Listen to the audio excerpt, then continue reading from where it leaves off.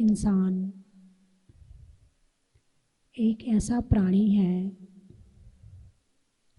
जो संसार की हर वस्तु की कीमत जानता है। कपड़े की दुकान में जाता है, ये कपड़ा कितने तक का होगा वो देख के बता देता है। ये साड़ी कितने तक की होगी, ये डायमंड सेट कितने तक का होगा, ये हार कितने तक का होगा, ये मकान कितने तक का होगा, ये जमीन कितने की होगी।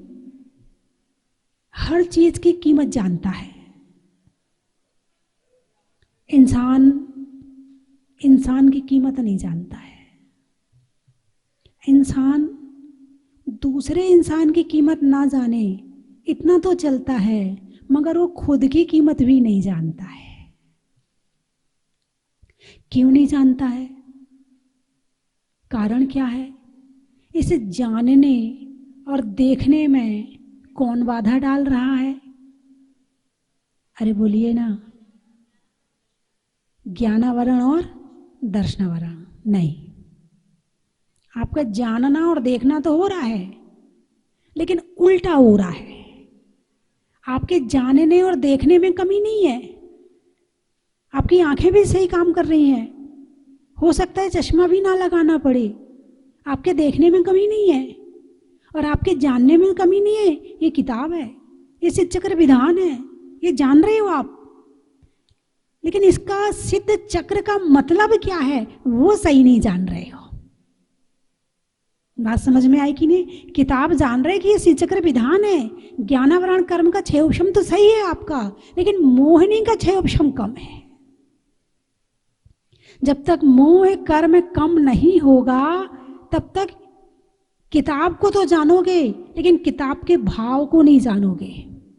संसार को तो जानोगे और संसार के सारे भावों को जानोगे। मोह कर्म संसार में भटकाता है, संसार के प्रति मोहित करता। मोह का मतलब है मोहित होना।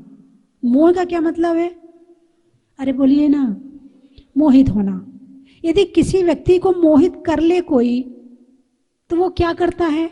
वो व्यक्ति जो कहेगा उसकी सारी बात मानेगा। मोहित होने का क्या मतलब है? यही है ना कि जिसने उसको मोहित किया है वो कहेगा बैठ जा तो वो बैठ जाएगा, वो कहेगा उठ जा तो वो उठ जाएगा, वो कहेगा सो जा तो वो सो जाएगा, वो कहेगा खा तो वो खाएगा। कौन?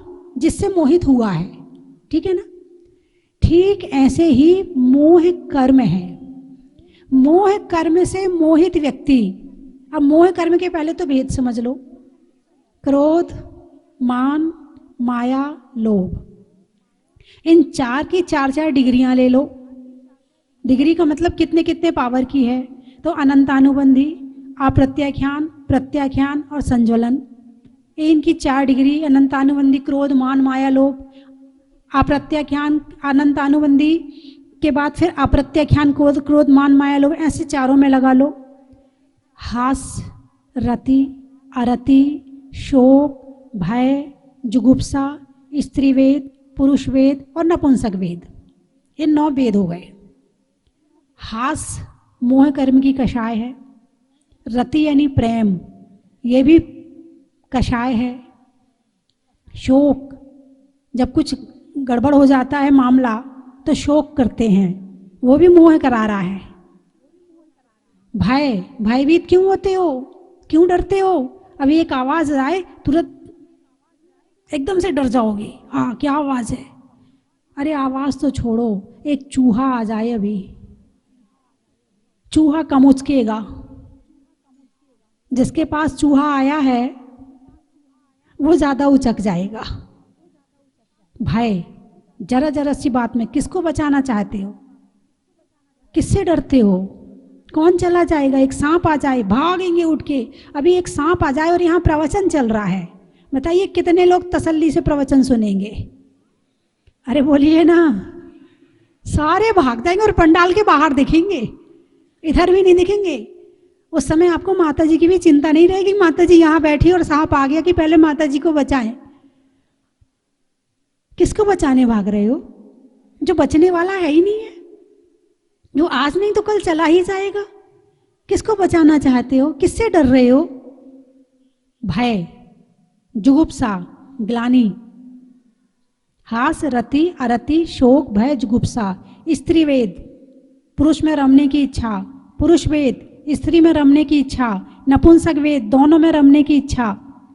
ये किसके कारण ये सारी कषाय? मोह के कारण है। किसके कारण? मोह कहता है हंसो तो हम हंसते हैं, मोह कहता है रो तो हम रोते हैं, मोह कहता है डर जाओ तो हम डर जाते हैं, मोह कहता है शोक करो तो वो हम शोक करते हैं, मोह कहता है ग्लानि करो तो हम ग्लानि करते हैं, मोह वेद करने को कहता है तो हम वेद का काम करते हैं। जो मोह कहता है हम वही करते हैं। एक पलक झपकने के बराबर समय में भी कर्म से रहित होकर काम नहीं करते हैं। आप यहाँ अभी इसलिए शांति से बैठे हो कि अभी आपका मोह का थोड़ा क्षयोपशम चल रहा, थोड़ा मोह ढीला पड़ गया है, इसलिए आप अपना घर छोड़ के यहाँ आ गए हो और यहाँ बैठ के आप पूजा कर रहे हो। और इसी की तीव्रता आ जाए तभी आप यहाँ से उठ के भाग जाओगे। अभी एक फ़ोन आ जाए, भाई सब जरा बाहर आओ ना, आपसे बात करनी है, आप उठ के भाग जाओगे। कौन ले गया यहाँ से उठा के? मोह ले गया।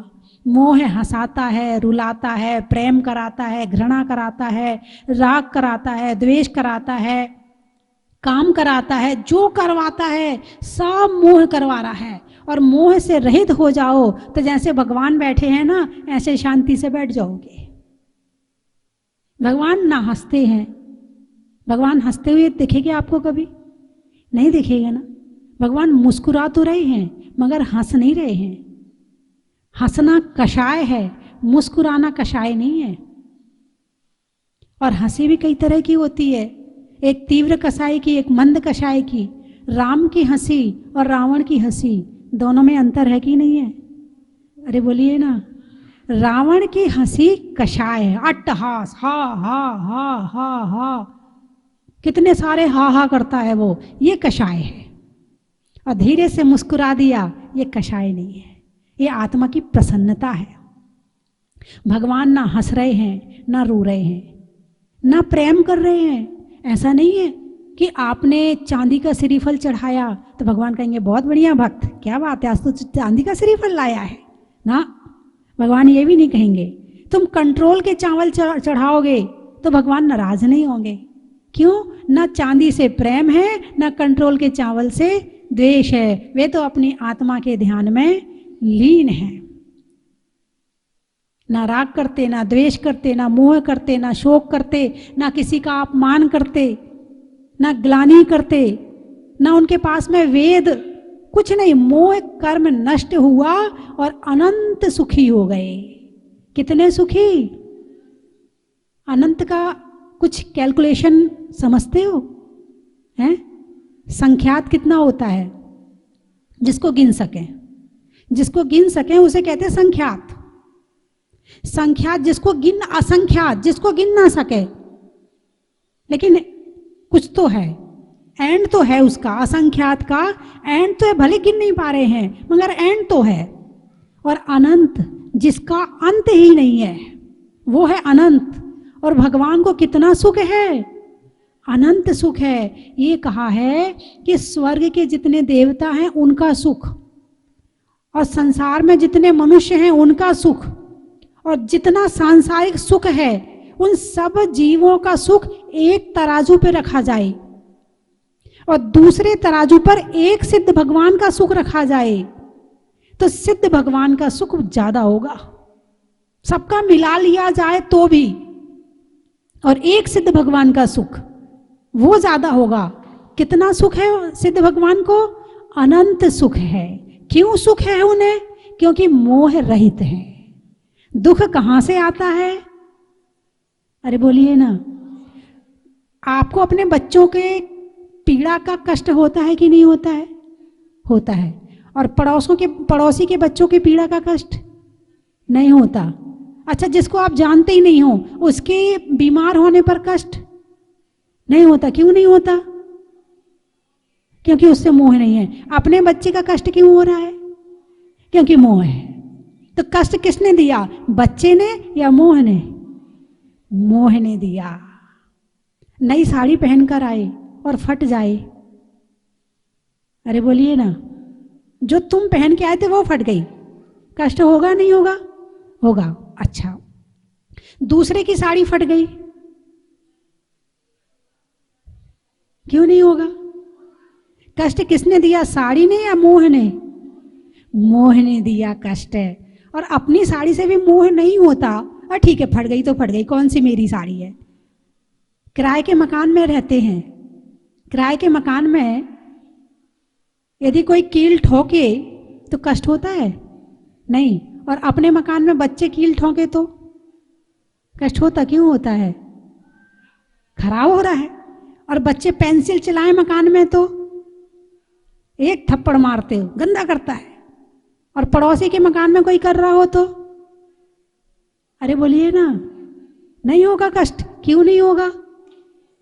क्योंकि उससे मोह नहीं है। तो कष्ट देने वाला मकान नहीं है, कौन है? मोह है। तो मैं ये बताना चाहती हूँ, जिनकी आप पूजा कर रहे हैं, जिनका आप विधान कर रहे हैं, जिनकी आराधना उपासना कर रहे हैं, वे भगवान मोह रहित हैं। उनको मान अपमान सम्मान किसी से मतलब नहीं है, क्योंकि उनकी मान कषाय खत्म हो गई है। अब उनके तुम हाथ जोड़ो तो उन्हें फर्क नहीं पड़ रहा, और उनकी निंदा करो तो उन्हें फर्क नहीं पड़ रहा, और कुछ मत करो तो भी फर्क नहीं पड़ रहा। फर्क किसको पड़ता है? जिसके पास कषाय होती है।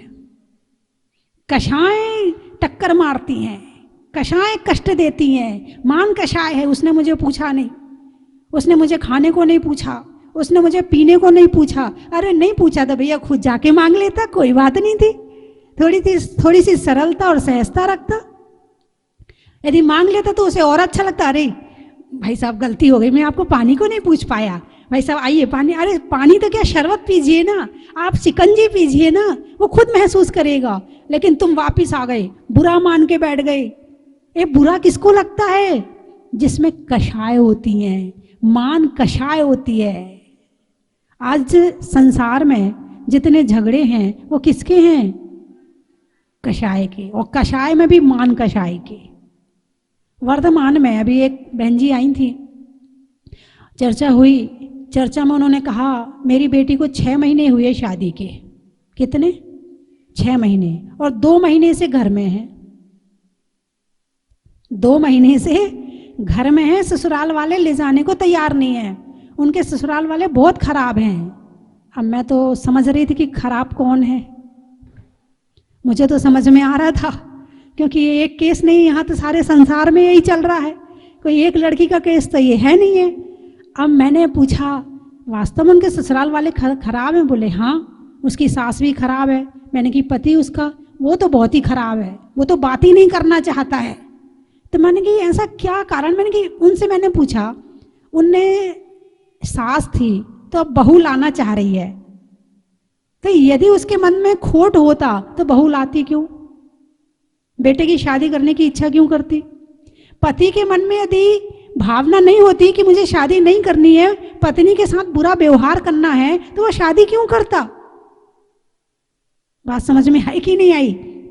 अब वो थोड़ी ढीली पड़ी, क्या करूं, मेरी लड़की नहीं मानती है, मेरी लड़की किसी की बात नहीं मानती, वो मेरी बात भी नहीं मानती है, बस यही तो कारण बन रहा। अब आ गई अपनी लड़की की बुराई पर।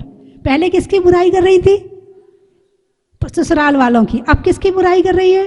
अब खोट किस में है? अपनी लड़की में। वो मानती नहीं है, तो मैंने कहा लेके आओ उसे, पता नहीं वो मानेगी कि नहीं मानेगी आने के लिए। आजकल की लड़कियां पहली बात तो जानती नहीं, दूसरी बात मानती नहीं, और तीसरी बात अपनी अपनी तानती हैं, और अगर उनके मन की ना हो तो डिप्रेशन में आ जाती हैं। माँ बाप यहाँ से भी दुखी, यहाँ से भी दुखी, ससुराल गई तो इसलिए दुखी कि मेरी लड़की चली गई, वापिस आ गई तो इसलिए दुखी कि मेरी लड़की वापिस आ गई, तो डबल दुख कि उसको डिप्रेशन और हो गया। मतलब वर्तमान के माँ बाप को तो दुखी रहना ही रहना है, किसी भी तरह से सोच लो, वो बेचारे सुखी रह ही नहीं पा रहे इस समय के माँ बाप। अब ले लो बात सास की, तो पिछली सास जो थी तो उनके साथ जब ये रही तो इनकी सास का कष्ट इन्हें हुआ, फिर उसके बाद अब इनकी बहू आई तो बहू ऐसी आई है। कुछ कहूं? नहीं नहीं, कुछ नहीं कह रही। अब आप समझ जाओ, सब प्रैक्टिकल वाले हैं, कुछ कहने की जरूरत नहीं है। पहले अपनी सास से डर के रहती थी,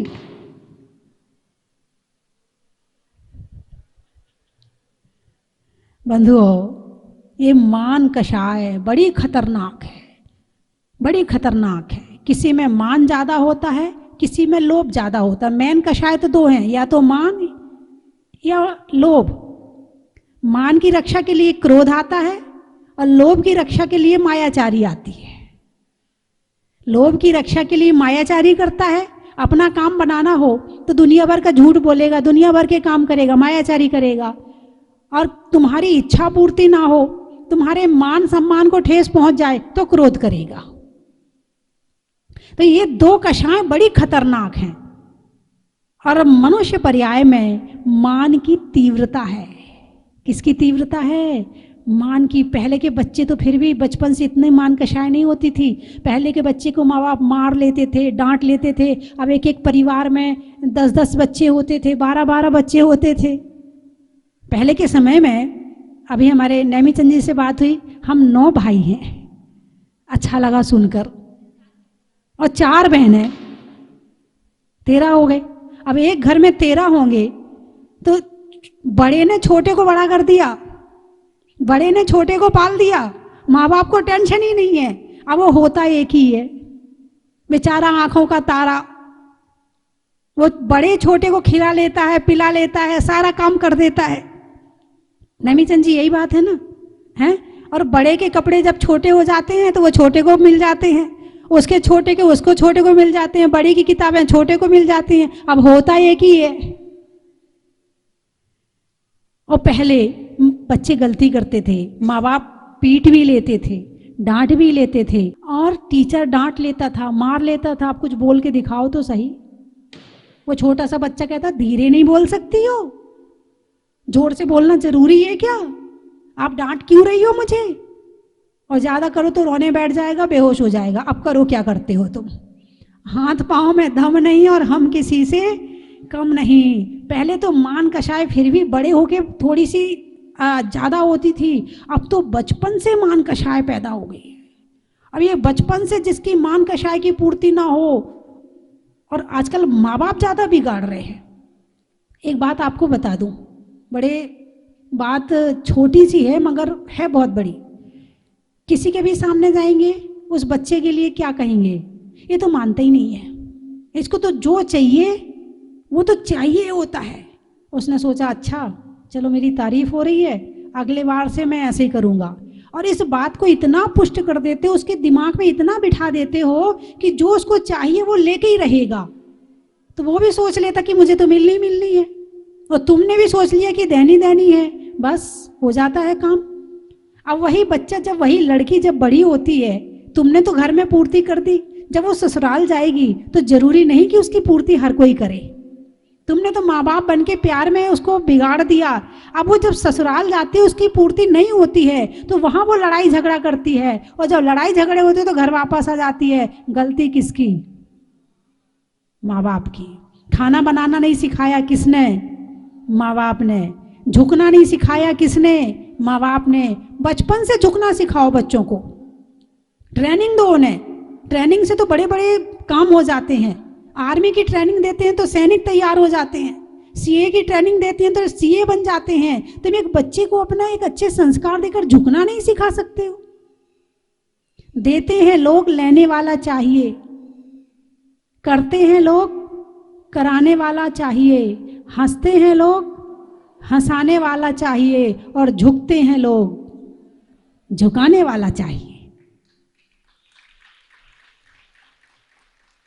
बंधुओं,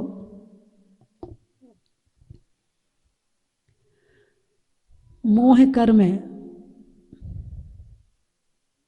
कम करने के लिए ये एक जन्म में कम नहीं हो जाएगा। अभी तो शुरुआत ही नहीं करी है। जैन धर्म क्या है? ये धीरे धीरे त्याग कराते। आलू का त्याग करो, इसका त्याग करो, उसका त्याग करो, कपड़े कम रखो, मकान कम रखो। ये क्या है? ये मोह कम करने का तरीका है। क्या है ये? मोह कम करने का तरीका है। पूरा जैन धर्म केवल एक ही बात पर टिका हुआ है कि धीरे धीरे धीरे एक एक वस्तु को छोड़ते छोड़ते छोड़ते छोड़ते जितना मोह कम करते चले जाओगे उतना सुखी होते चले जाओगे, और जितना मोह बढ़ाते चले जाओगे उतना दुखी होते चले जाओगे। तो पूरा जैन धर्म केवल एक ही काम करा रहा है। क्या करवा रहा है? मोह कम करवा रहा। मुट्ठी में चावल लेके चढ़ाते हैं हमारे यहाँ पर, है ना। अब तो ये डब्बा डिब्बियाँ भी 10-20 साल से चल गई हैं। इसके पहले डब्बा डिब्बी नहीं चलती थी। इसके पहले लोग मंदिर के आसपास रहते थे और मुट्ठी में चावल लेके जाते थे, हमारे बड़े लोग जानते होंगे, और रोज मुट्ठी से चावल चढ़ाते थे। इसका मतलब क्या था? इसका मतलब ये था कि ये मुट्ठी देने के लिए खुल गई। रोज चावल चढ़ाए, रोज चावल चढ़ाए, अब ये देने के लिए हाथ खुल गया। ये कौन सी क्रिया के माध्यम से कौन सा गुण प्राप्त हो जाए पता नहीं होता था। तो सबसे कठिन और सबसे खतरनाक कौन सा कर्म है? अरे बोलिए ना। नहीं, सबसे अच्छा कर्म कौन सा है? कल बोला था ना आपने, मोह है। नहीं है। रुलाता कौन है?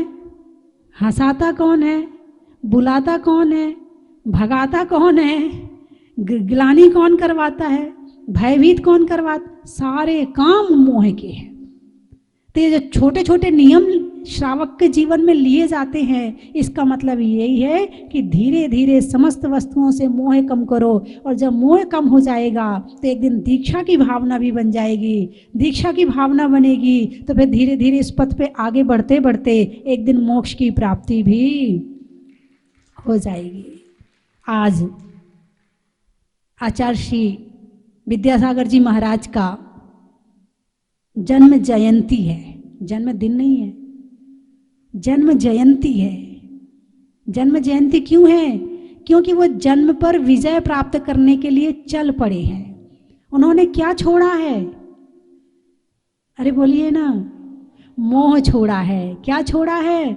मोह छोड़ा है। और क्या प्राप्त किया है? आत्म धर्म प्राप्त किया है। बाहर की यात्रा को छोड़कर अंदर की यात्रा शुरू करती है।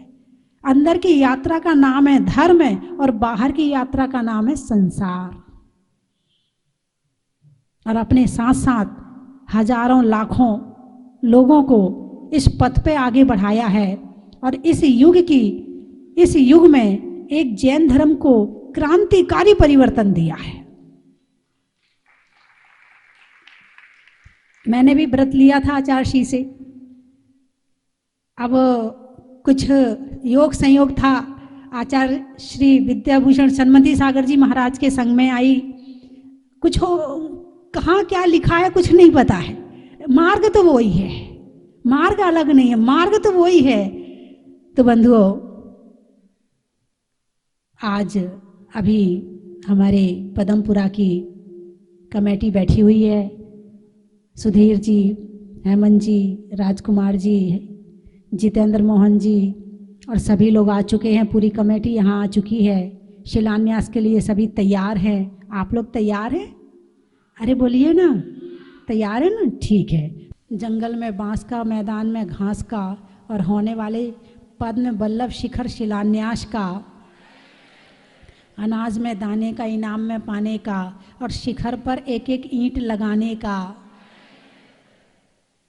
खेत में धान का, शादी में पान का, और होने वाले सिद्ध चक्र विधान का, स्वभाव में नर्म का, भोजन में गर्म का, और जीवन में धर्म का। अरहंतो भगवन्तो महिता सिद्धस्य सिद्धेश्वराचार्य जन शासन नदिगर पूज्याय उपाध्याय का श्री सिद्धांत सुपादिका मुनिवर रत्न त्रयाराज का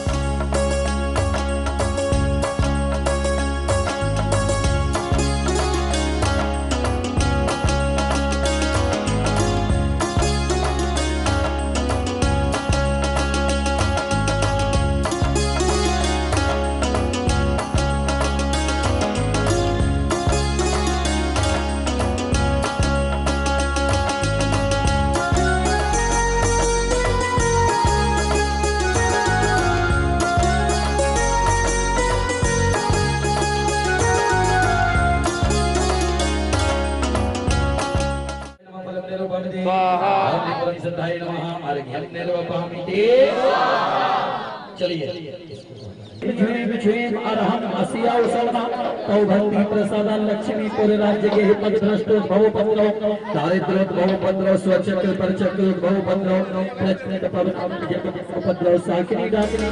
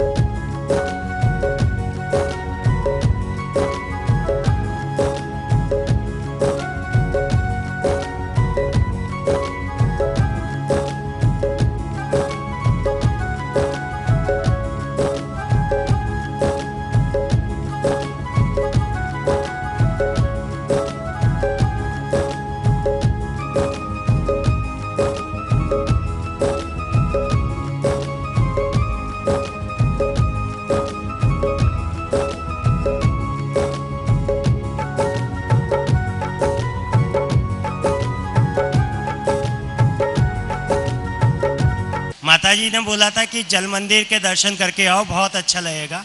तभी से इच्छा थी। और देखिए हमारा पुण्य का उदय अब आया। और पुण्य का उदय कैसे आया, हम बेंगलोर की यात्रा पे गए थे बाहुबली जी की, और लौटने में हमारा प्रोग्राम ये बना कि हम जयपुर लोकल घूमेंगे। लेकिन लास्ट में आते आते ये प्रोग्राम बन गया कि नहीं, पहले नारेली और फिर जल मंदिर के दर्शन करके आएंगे जहाजपुर पे।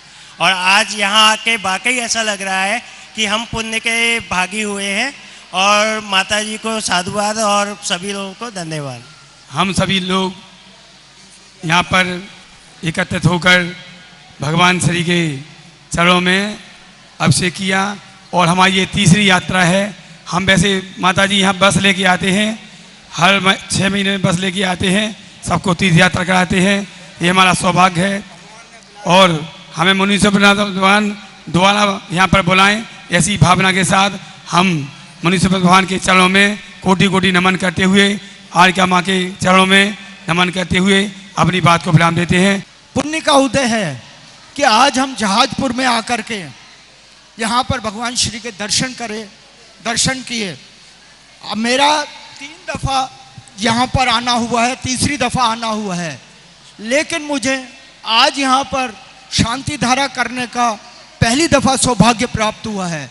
मैं आपको सच कहता हूँ, जिस टाइम पर मैंने इस सीढ़ी पर पैर रखा है, मेरे अंदर से इतनी गदगद, इतनी हर्ष उल्लास आ रहा था कि मैं आपको व्याख्या नहीं कर सकता। ऐसा सौभाग्य मुझे जिंदगी में दोबारा मिलता रहे, उसका मैं भगवान श्री से यही प्रार्थना करता हूँ। और मैं यहाँ की कार्यकारिणी का भी बहुत बहुत साधुवाद देता हूँ, जिन्होंने बहुत ही उत्तम तरीके से, किस तरीके से यहाँ पर व्यवस्था को बना करके सबको शांति धारा और ये करने का सौभाग्य प्राप्त किया। उसके लिए माता श्री के चरणों में सबको मैं खूब खूब नमन करता हूँ। हम सौभाग्यशाली हैं कि आज आचार्य श्री विद्यासागर जी महाराज के जन्म दिवस पर, ज्ञानमती माता जी के जन्म दिवस पर और मेरी स्वयं की माता जी के जन्म दिवस पर अभिषेक एवं शांति धारा करने का अवसर प्राप्त हुआ है।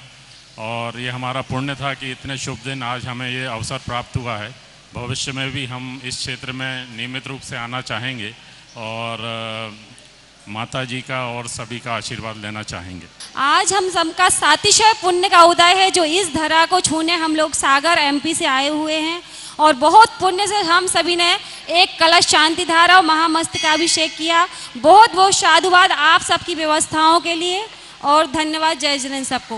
प्रतिवर्षों से देख रही हूँ मुनि सुप्रत भगवान जी के अभिषेक शांति धारा। जब से ही मन ऐसा तृप्त था कि मैं भगवान कब आ जाऊँ आपके द्वारा। आज मेरे भाग्य है कि मैं मुनि सुप्रत भगवान के दर्शन, अभिषेक, शांति धारा सब देखने को मुझे मिली। मेरा जीवन धन्य हो गया आज। ये मैं भगवान का अभिषेक करूं, बस इतना ही कह पाऊंगा। बहुत इच्छा थी प्रभु की, यहाँ आने की ये इच्छा पूरी हो गई। मन को बहुत अच्छा लगा मुनि सुप्रत भगवान के दर्शन करके।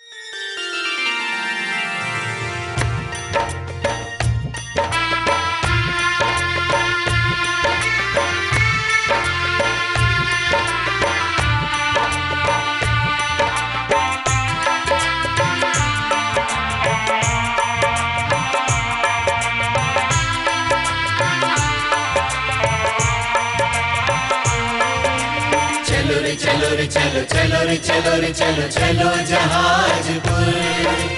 चलो रे चलो रे चलो चलो रे चलो रे चलो चलो जहाजपुर। पुकारे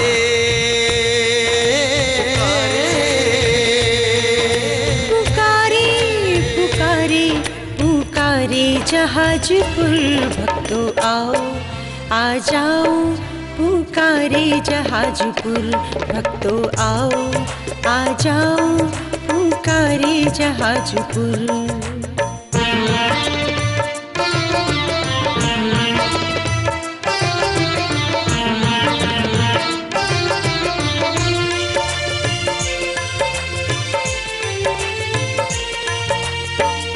चन की थाल को सजाओ रे आज, रत्नों की थाल को भर लाओ रे आज। आओ आओ करे रे गुणगान आरती भगवन की। आओ आओ करे गुणगान आरती भगवन की। आओ आओ करे रे गुणगान आरती भगवन की।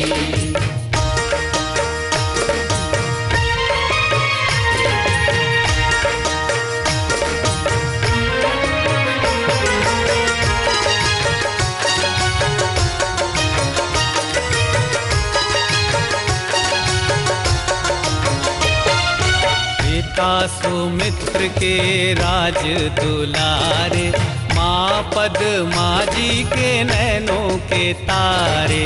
पिता सुमित्र के राज दुलारे, माँ पद्मा जी के नैनों के तारे। राजगृही में जन्म लियो आप, राजगृही में जन्म लियो आप। आओ आओ मनाए खुशी आज आरती भगवन की। आओ आओ करे रे गुणगान आरती भगवन की। आओ आओ करे रे गुणगान आरती भगवन की।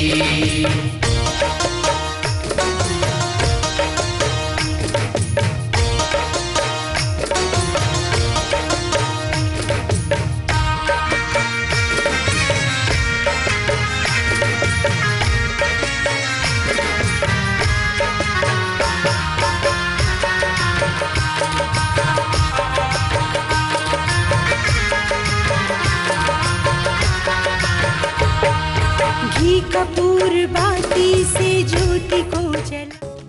परम विदुषी लेखिका गणिनी आरिका रत्न श्री 105 स्वस्ति भूषण माता जी, जिन्होंने मात्र 20 वर्ष में 100 से भी अधिक किताबें लिखकर जैन समाज को अनूठा योगदान दिया है।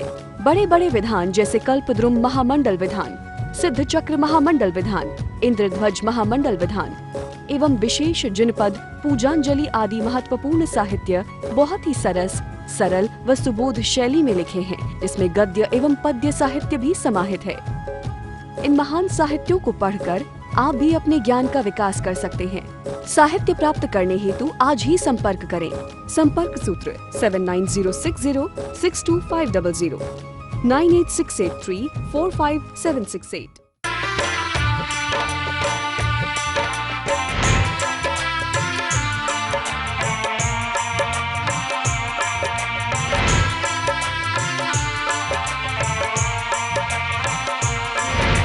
चलो रे चलो रे चलो चलो रे चलो रे चलो चलो जहाजपुर।